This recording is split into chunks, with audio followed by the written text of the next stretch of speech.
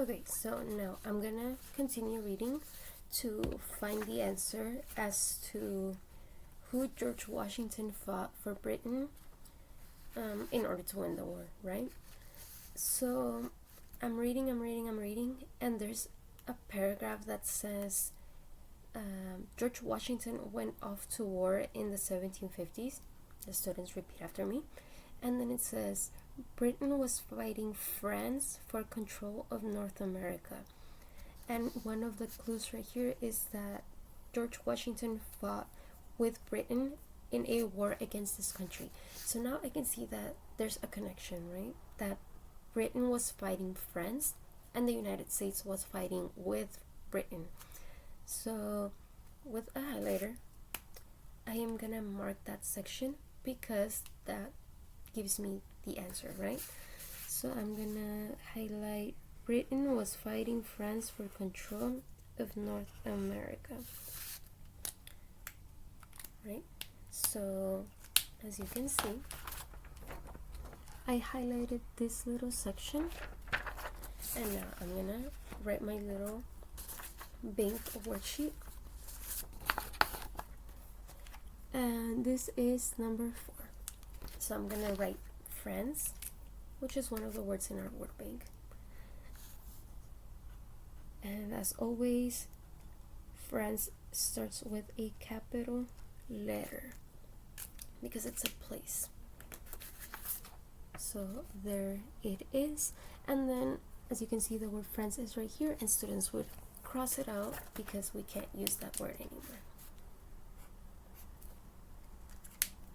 And as you can see, this is our Common Core standard is based on describing a risk or the risks that American heroes took to secure our liberties, and this is one of them. George Washington was a soldier who led the United States into war for Britain, excuse me. So it's a great risk, putting yourself in war and being a leader of an army. That's a really big risk. So that meets the standard. And for our ELA standard, which is ask and answer questions about specific information from the speaker. The way that I would do that is to, read the text out loud. So, for example, if I say early life, George Washington was born in Virginia in 1732. His father died when he was only 11 years old. George Washington helped his family by working on their farm and caring for his younger brothers and sister. So, for example, if I'm reading this, I'm gonna ask, how did George Washington help his family when he was young? And students might say, oh, he would work on their farm. Or some student might say, he took care of his brother and sister. Or they might even say both.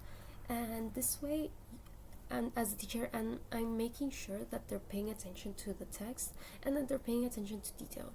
So by asking questions and getting answers, I would be able to meet the ELA standard. But most importantly, I would be making sure that they're paying attention to the text.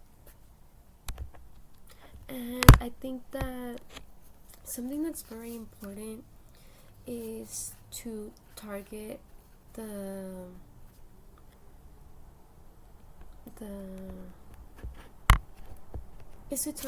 funds of knowledge, and that's basically a bank of richness that the students have in their head that they bring into the classroom, right? So, for example, a fund of knowledge could be speaking more than one language. You could have a student who speaks English and Spanish, and that's something that they bring into the classroom, right? Or they might speak French and English or French and Spanish, and that's something of value that they bring to the class that other people can learn from. So, for example, if I'm talking about George Washington and I want to target a fund of knowledge, I could use money, because money is something universal, something that everybody almost from any age has used, and I'm pretty sure that third graders have used money. So, for example, we're talking about George Washington, and the students are like, well, where have I seen George Washington? This is a great opportunity to also introduce them to money.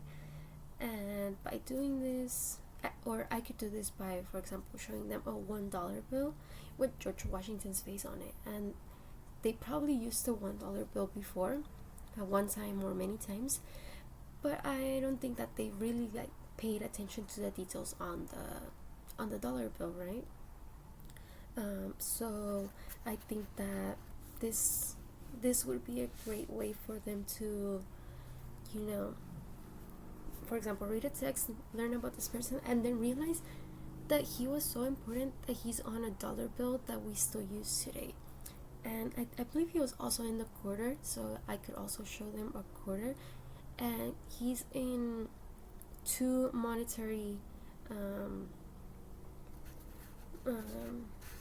he's in our currency, George Washington is in the dollar bill and he's also in the quarter. So I think that making that connection is really gonna help them realize how important George Washington was and how his sacrifice paid off, and just help them remember that George Washington was a really important person, and so important that he was on the he was on the dollar bill and the quarter. So I think that you're making that connection between paragraph or text and their funds of knowledge, the knowledge that they or the things that they bring into the classroom, such as knowledge about money.